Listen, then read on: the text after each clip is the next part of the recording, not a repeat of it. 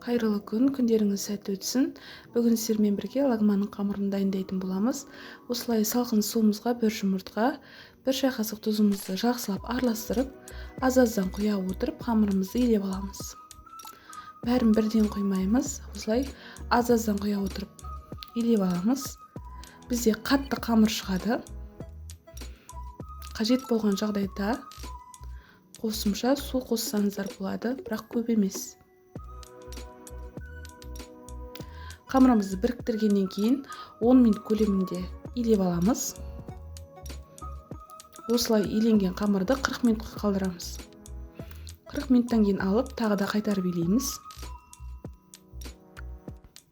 Бетін жауып қалдырып, 20 минуттан кейін тағы да қайтарып илеп 20 минутқа қойып қоямыз.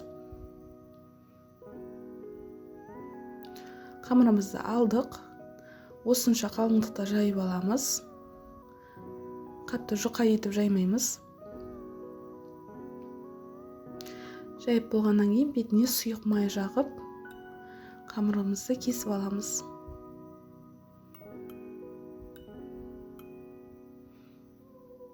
Қатты жұқа етіп кесіп жібермеңіздер. Май жағылмаған бетін төңкере отырып,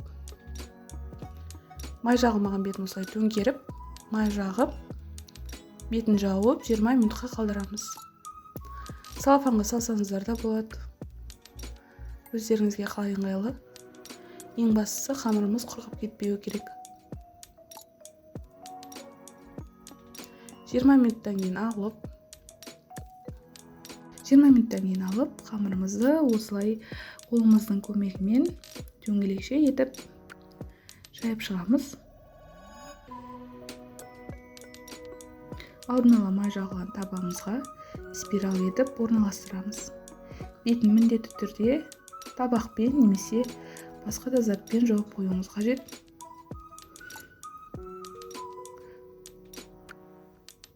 Ең бірінші бөлігін алып, осылай қолымыздың көмегімен тағы да жұқартып шығамыз.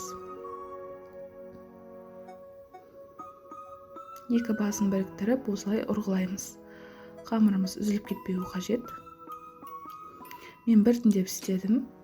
Қалауларыңызға қарай 2-3 осындай орамнан ұрғыласаңыздар болады. Тұз салып, суымызды қайнатып, 10 минут көлемінде пісіріп аласыздар. Одан кейін сүзгіш арқылы алып, салқын суға саламыз. Қамырымыз дайын, ас болсын.